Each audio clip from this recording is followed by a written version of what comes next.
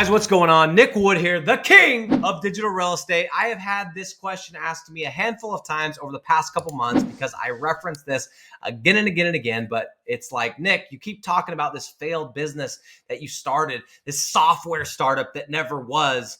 And I want to share that story with you today. I'm going to keep it tight. I'm going to keep it to the point, and I'm going to extract a lesson from it that you should learn, because the sad part about this is I started this business after I found out about Rank and Rent, and I wasted a lot of time, over $100,000, and I am literally living, walking proof that if you're not careful, shiny object syndrome will take everything from you. If you're new to this channel, my name is Nick Wood. I am the king, as I mentioned earlier, of digital real estate.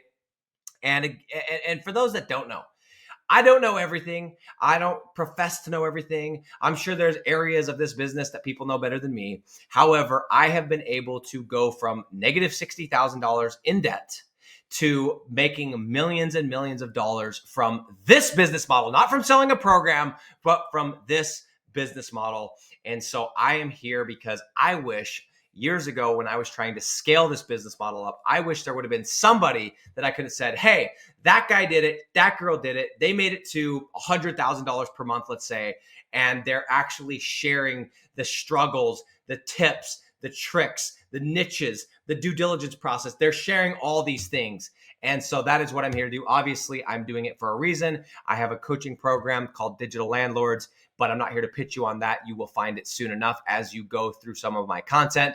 However, my goal is for you to make money. If you guys will make money from the things that I teach, you will eventually buy from me. That's how it works. You want to make a client happy. You want to keep a client forever. Make them money. That's what Grant Cardone said. So shout out to you, Uncle G.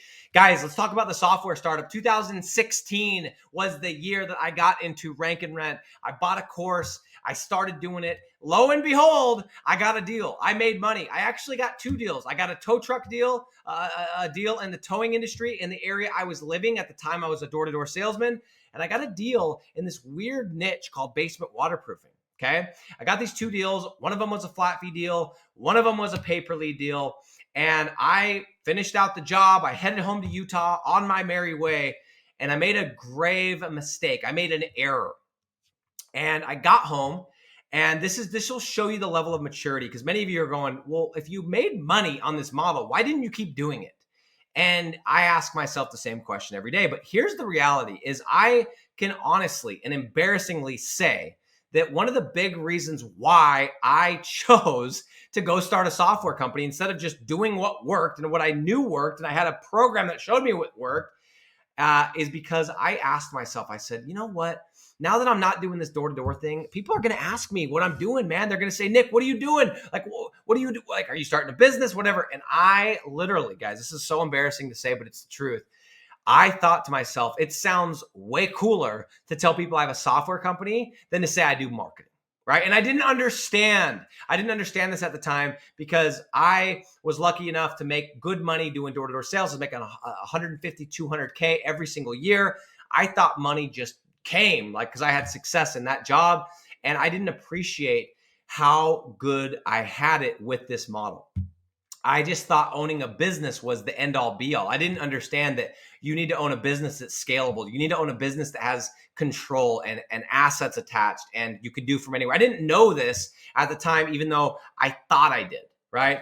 So what happened is I got those two deals. I got home from my summer sales job. I made, I think that year I ended at 150K thereabouts gross, not a ton of overhead. And I decided I was going to start a software company. So the idea was, and I'm going to just share this really quick, is there was all this is it's still kind of a popular thing, but at the time it was like, oh, this is the Uber of this and the Uber of that and the Uber of whatever, right? And so the idea was, why don't we build this software where if you had an Uber of idea, maybe you were an expert in haircutting, you could use our software.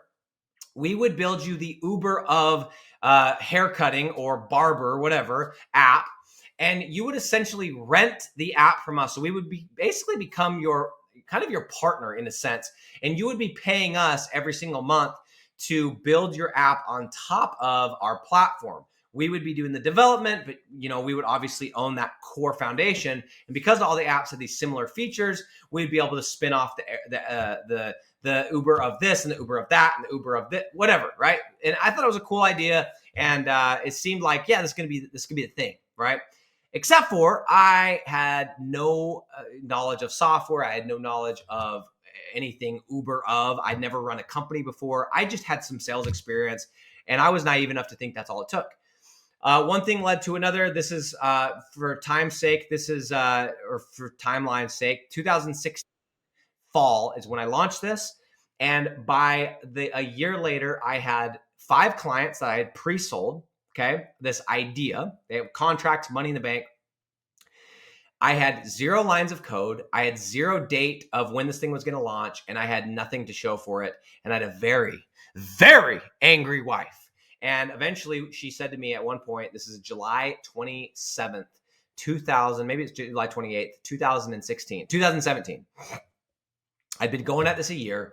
I had a couple clients, but she finally said to me, Nick, you realize you're getting scammed. You realize there is no code. This guy is not going to give it to you. You are getting scammed, right? Because he kept saying, we're going to beta test it. We're going to beta test it. This is the date, this date, this date. Oh, this happened. And all these things. And I kept believing him, right? I wanted to believe him. I wanted to believe that I was going to make millions and millions of dollars from the software idea. And it was so cool. Oh, what do you do, Nick? I do software. Well, what's your software called? Well, you have never heard of it, right? I didn't realize that what's sexy isn't saying you have a software company. What's sexy is making money on autopilot, right? I'm coming to that. Stay with me. Hold with me. Anyway, she told me, she's like, you got to go get a job. You got to go do door-to-door sales, whatever it is. You need to take care of this family. It was a total wake-up call for me. And I begged her and I begged her and I begged her. And I said, please let me have till the end of the month. I will come up with $3,000. I will get ourselves out of this situation. And she gave me 3 days. I came up with $3,000 by selling 3 pre-sold website deals. Of course, I went for the pre-sell, and it was able to buy me another month. And then I was able to sell enough SEO services to buy myself another month. And then we started to snowball from there. And I was able to get up to a comfortable spot where I was making $8,000 to $10,000, but it was an SEO, and I still had the debt. I still had to go pay all those people back. And I landed myself $60,000 in debt with a failed business, and I was trading my time for dollars. And all I would have had to do, guys, was stay the course and build assets. I had cash. I had $150,000 in the bank or $100,000 in the bank. All I would have had to do was say, I'm going to do this business model. I'm going to stick to this business model. I'm going to get my income to a point where it's, $10,000, $20,000 a month, not with SEO, not with website builds, not with design, but with rank and rent, with assets that I own that I rent out. And I would have had a whole year to do it, and I wouldn't have had any pressure, but I didn't. I chased what I thought was sexy. I didn't think it was sexy to tell people that I did marketing. I didn't think it was sexy to work with concrete contractors and with tree loppers or tree surgeons or tree trimmers, whatever you want to call it, depending on where you're at. I thought it sounded sexy to tell people I own a software company. And you know what? I experienced a ton of pain. I went into massive debt. I went into a really weird spot with my wife with the relationship and not want to be around family and tell them what I was doing. And I dreaded people asking me what I did. I dreaded them because I knew telling them that I was a fake. And even though I was doing it, I wasn't making any money. And I would dodge. I was dodging people, man. It crushed my confidence.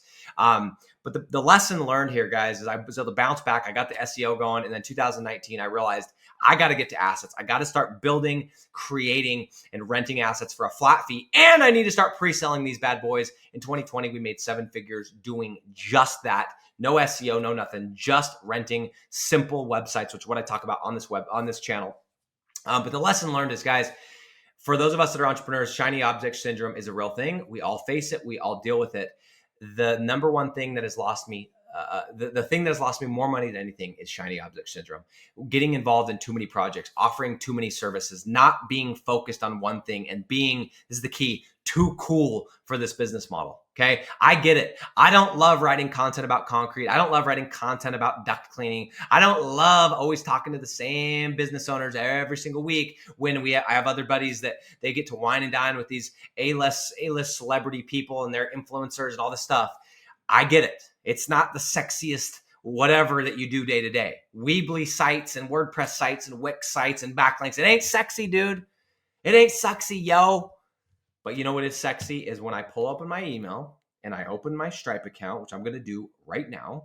I'm going to type in Stripe, and I'm going to read to you the last few emails that I have gotten. February 26th. Let me click on that one. A payout of $2,954.87 is on the way to the bank account for blah, blah, blah, blah, blah. Okay. February 23rd. A payout of $3,714.93 is on its way to the bank account for blah. That is sexy. So I always reference failed startup, failed software startup. That's the story. Guys, I'm not saying startup's a bad idea. Startup is the holy grail of holy grails, but it takes capital, it takes experience, it takes having the perfect idea in the perfect market. I believe the one that you've been in. However, this business model, you don't need sales experience. You don't need previous technical background. You don't need to know what SEO is, and you can get started today and go make money and go build and go add assets and go and build out and escape the rat race, escape the matrix. The greatest business model on the planet. I am staking my entire life, fortune, and future on this model. Get involved before you regret it. I'm out.